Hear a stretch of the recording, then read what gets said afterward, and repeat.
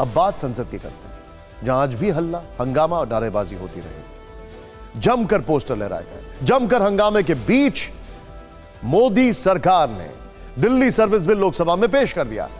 जैसे ही गृह राज्य मंत्री नित्यानंद राय ने बिल पेश किया, एआईएमआईएम अध्यक्ष असदुद्दीन ओवैसी बिल पर बोलने के लिए खड़े हो गए।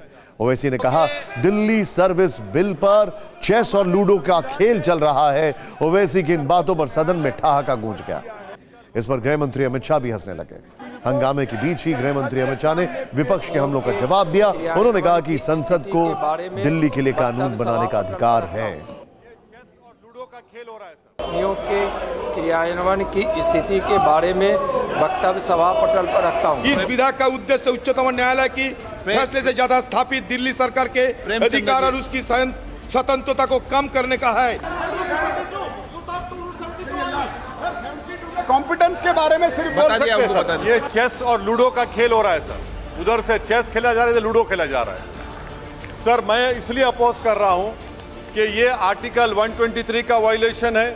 तो इसीलिए मैं ये कहता हूं कि ये इस हाउस को लेजिस्लेटिव कॉम्पिटेंस नहीं है, इसलिए मैं इस बिल की मुखालिफत कर रहा हूं। डिवीजन पूछूंगा, आप डिवीजन कराइए। On a point of law, you cannot challenge this.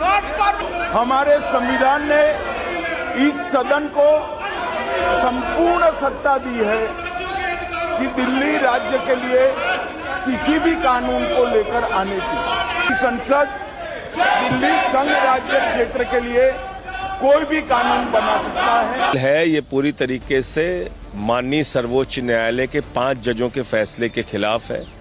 Delhi का ऑर्डिनेंस पूरी तरीके से संविधान के खिलाफ है। ये जो सरकार की कॉम्पिटेंस के विषय में बात कर रहा है, वो या तो नियम कानून से अनभिज्ञ है या जानबूझकर देश को, दुनिया को गुमराह करने का काम कर रहा है। विपक्षी दलों का India alliance Delhi service bill का विरोध कर रहा है, लेकिन लोकसभा में इस बिल के रास्ते में कोई दिक्कत नहीं है, क्योंकि लोकसभा में अकेले बीजेपी के पास 300 से ज्यादा का नंबर है। सहयोगी दलों के साथ बीजेपी का आंकड़ा और ज्यादा है। दिल्ली सर्विस बिल को लेकर असली जोर आजमाइश राज्यसभा में होनी है। राज्यसभा में मौजूदा सदस्यों की संख्या 238 है। इनमें 5 नॉमिनेटेड हैं, यानी सदन में वोटिंग का अधिकार 233 सदस्यों को है। इस हिसाब से बहुमत का नंबर 117 है। आज राज्यसभा में भी विपक्षी खेमे को झटका लगा।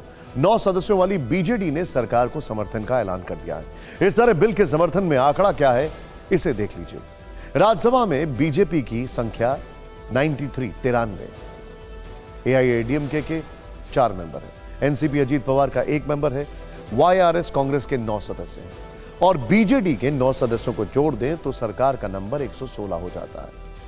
यानी बीजेडी के साथ आने से सरकार की स्थिति मजबूत हो गई है। अगर विपक्षी खेमे की ताकत देखें तो वो कमजोर स्थिति में दिख रहा है। आम आदमी पार्टी के 10 सांसद हैं, लेकिन संजय सिंह सस्पेंड है, इसलिए उनका नंबर 9 है। कांग्रेस के पास 31 सांसद हैं। टीएमसी के राज्यसभा में 12 सांसद हैं। डीएमके के 10, बीआरएस के 9 सांसद हैं। RJD, CPM, JDU, NCP, Sharad Pawar और समाजवादी पार्टी जैसे छोटे छोटे नंबर को जोड़ें तो विपक्षी ताकत फिलहाल 101 सदस्यों की है। यानी ताकत का खेल चल रहा है। और दूसरी तरफ वो कहते हैं ना कि लोगों से मुलाकात का एक नया दौर चल निकला है।